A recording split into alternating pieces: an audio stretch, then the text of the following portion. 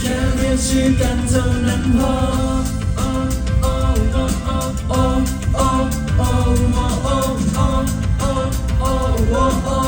แค่เรียกชื่อกันเท่านั้นพอ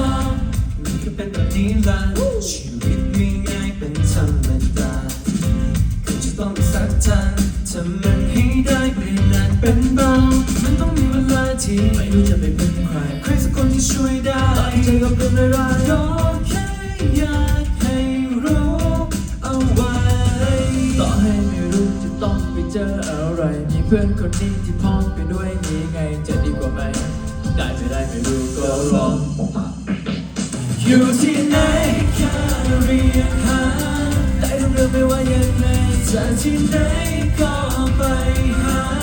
ไปแค่ไหนก็จะไปไม่ต้องกลัวแค่ไหนกันก็พอ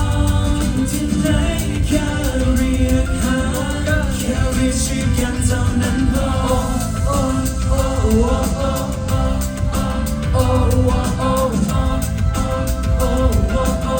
แค่เรียกชื่อกันเท่านั้นพอเป็นแบบนี้ละชีวิตมีง่ายเป็นธรรมดามันจะไล่ไปหนทางที่อยากจะบอกให้เธอได้รู้ไม่ว่าจะต้องเจออะไรที่เข้ามาให้ลำบากใจมองไปก็ไม่มีแสงใจไม่มีหนทางจะผ่านไปยังไงจะลบลงจะทุกชนจะร้องรนไม่มีใครแต่ขอให้รู้เอาไว้ว่าเราจะมีกันไม่เปลี่ยนไปขอให้ไม่รู้จะต้องไปเจออะไรมีเพื่อนคนนี้ที่พร้อมไปด้วยที่ไงจะดีกว่าไหมได้ไม่ได้ไม่รู้ก็ลองพูดมาอยู่ที่ไหนแค่เรียกหาใจฉันเรื่องไม่ว่ายังไงจะที่ไหนก็ไปหาไกลแค่ไหนก็จะไปไม่ต้องกลัวแค่ไหนยังก็พอที่ไหนแค่เรียกหาแค่เรียกชื่อกันเท่านั้นพอ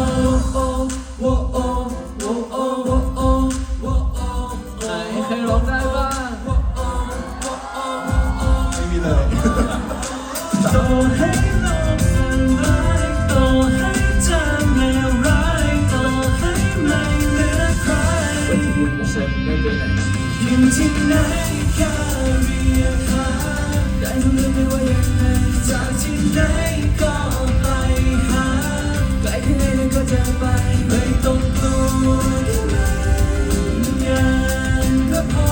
อยู่ที่ไหนแค่เรียกหาแค่เรียกชื่อกันเท่านั้นพอ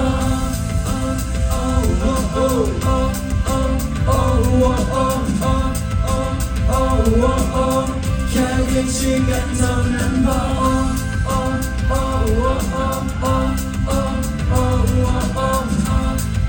สายว่าแค่เรียกชื่อกันมาก็พอสวัสดีครับ สวัสดีครับสวัสดีทุกคนด้วยนะครับ สวัสดีครับ สวัสดีครับ สวัสดีครับสวัสดีนานิสวัสดีสกายนะครับสวัสดีครับพี่ครับผม好，那我们这个骚趣的环节呢，就来让สกายนานิ好好的跟大家聊一聊啦。ก็ช่วง2 นี้นะครับผมก็จะให้สกายนานิได้พูดคุยกับแฟนๆนะครับได้ครับเชิญเลยครับครับสวัสดีครับนี่เป็นแฟนมีตของพวกเราครั้งแรกที่ไทเปนะครับสกาย说这个是他们第一次在台北的见面会มีใครเคยเจอพวกเราไหมครับ有没有人已经见过我们สกายนานิ的โอ้เจอกันเดี๋ยวเจอกันหมดเลยโอ้感觉大家都已经见过我们了เจอแบบผ่านจอหรือว่าเจอกันแบบตัวเป็นๆครับ是透过荧幕看见我们的还是看见我们本人的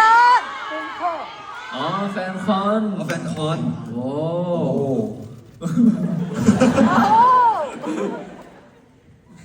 ครับเป็นไงกันบ้างครับ大家觉得怎么样啊หล่อมากเก่งมาก แบบไหนขอบคุณครับ谢谢หน้านี่สวยมาก ทำไมเป็นงั้นล่ะ你说怎么会是这样呢怎么是这个结尾ขอบคุณ谢谢大家了谢谢ก็จริงๆขอบคุณทุกคนแล้วกันที่บางคนก็น่าจะมาดูพวกเราแบบ จากที่แรกด้วยอะไรเงี้ยขอบคุณทุกคนที่ซัพพอร์ตสกายในนี้แบบทุกที่เลยอะไรเงี้ยครับก็ขอบคุณที่แบบเป็นกำลังใจซัพพอร์ตพวกเราแบบตามมาทุกที่เลยแบบพวกเราดีใจมากครับขอบคุณที่แบบคอยอยู่เคียงข้างเราไม่ทิ้งเราขอบคุณมากนะครับขอบคุณ ขอบคุณครับ 那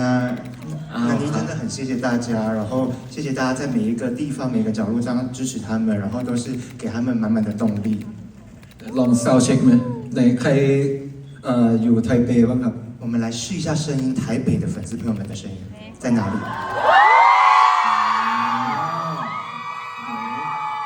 ใครมาจากไทยบ้าง 有没有从泰国来的？ เมื่อกี้คนอยู่ไทยก็กรีดไทเปแล้วเขาอยู่นี่กันหมดหรือเปล่า 有那个吗？ ครับ 刚刚怎么有一些是叫泰国的朋友，然后在台北的粉丝朋友们在呼喊他们的时候，泰国的粉丝朋友们也有尖叫，是你们住在台北吗？ เวียดนามครับเวียดนาม อ๋อเวียดนาม เวียดนามอุ้ยเดี๋ยวเราไปเจอกันนะครับ ครับ ซินเจ้าซินเจ้า 之后越南见。ไปเที่ยวไหนกันมาบ้างครับ 那大家有没有去了哪些地方玩呢？ อ๋อกับใครสงสัยไม่ได้ไปกันเลย ถามคน 那应该 ค 是 น 没 ที่ 有 นี่ ถามคนอะไรก็ได้ไม่มีใครคุยด้วย 我就跟我的肩膀聊天好了，现在都没有人要理我。 มีที่ไหนแนะนำให้ไปไหมครับ ครับ 有没有大家有没有推荐可以去哪里玩的？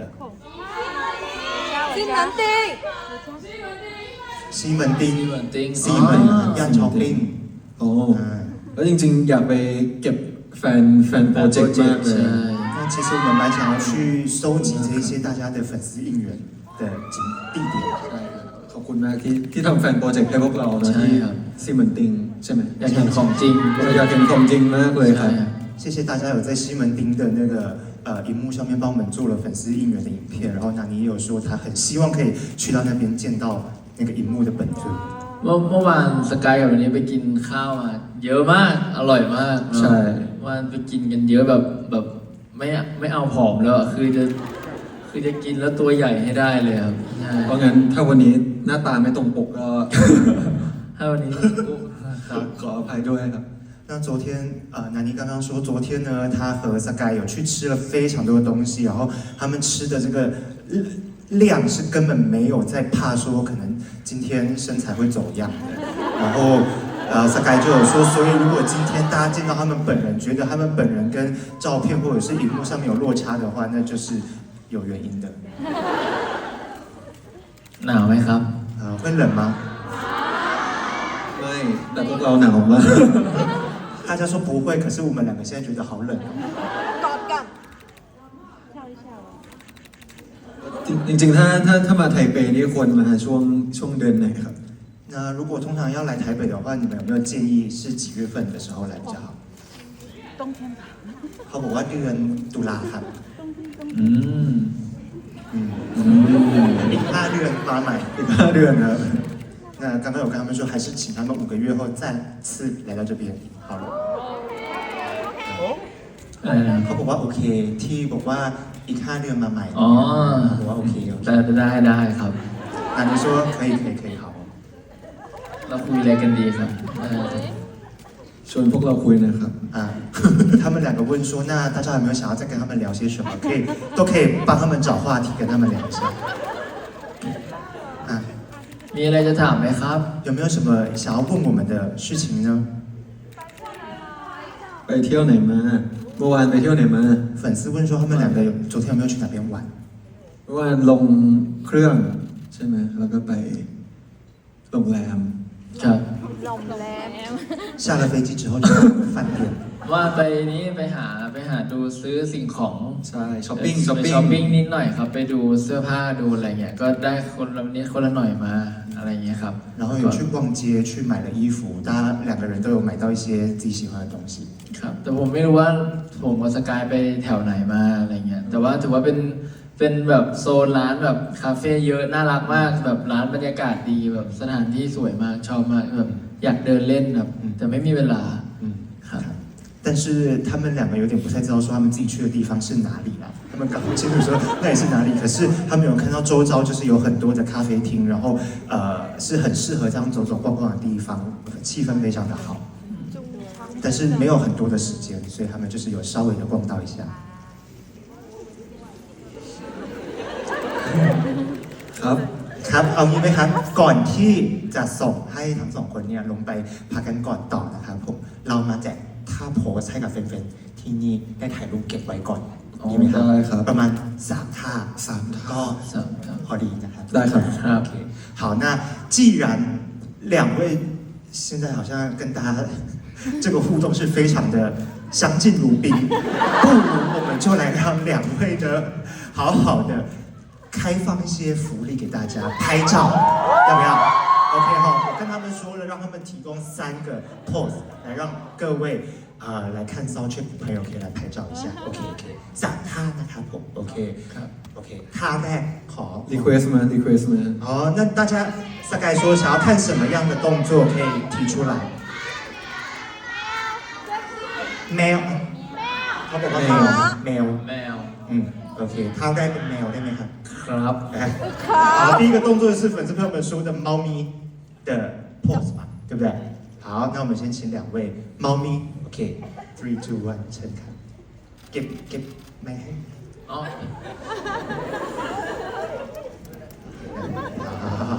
好，OK OK， ท่าแมวนะครับผมโอเคเชิญครับ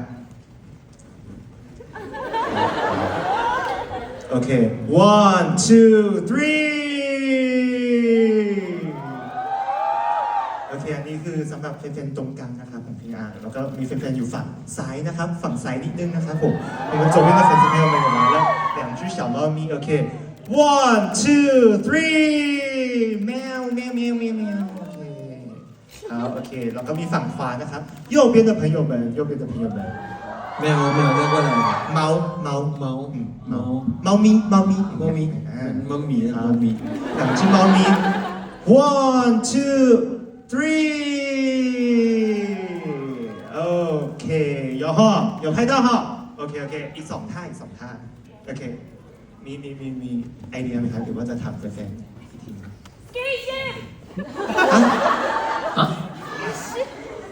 สกินชิป กินชิป เขาจะพูดลอยๆอ่ะได้ไหมครับ สกิน โอเคสกินชิปของใครของมันอย่างนี้โอเคเอาท่านี้ใช่ไหมผมจะนับแล้วนะเอาแบบนี้จริงใช่ไหม好来我们的 skinship 但是是跟自己 skinship 来1、2、3 โอเคโอเค skinship แบบของใครของมันนะครับผมฝั่งซ้ายนิดนึงนะครับผมโอเค来我们左边也来一下跟自己的肌肤之亲来1、2、3โอเคโอเคโอเคฝั่งขวาสุดท้ายนะครับฝั่งขวานิดนึงนะครับสกินชิปกับตัวเองนะครับผมโอเค 1、2、3跟自己的肌肤之亲 OK 非常棒非常棒我们还有最后一个 pose OK pose สุดท้ายนะครับผมจะเป็นท่าหัวใจ爱心大爱心要一起的还是分开一起เขาบอกว่าทำท่าหัวใจด้วยกันได้ไหมครับคนละครึ่งอะไรอย่างเงี้ยคนละฝั่งOK OK พี่ทาร์ดอร์สโมอร์ 要大的还是小的都要太我们等一下还有正式的粉丝见面会 OK 要 OK แล้วแต่ทั้งสองคนเลยนะครับผมโอเค ใหญ่的手碰到OK 好1、2、3你看这个就是 friend me 好 OK ฝั่งซ้ายนะครับฝั่งซ้ายนิดนึงfriend me นะครับโอเค来1、2、3有了 OK 然后我们最后右边ฝั่งขวานะครับ来最后1、2、3挺像在做这个体操的 OK ขอบคุณสกายนานี้นะครับผม谢谢两位 เจอกันนะครับเจอกัน เราไปพักกันก่อนนะครับผม พี่อะไรนะครับ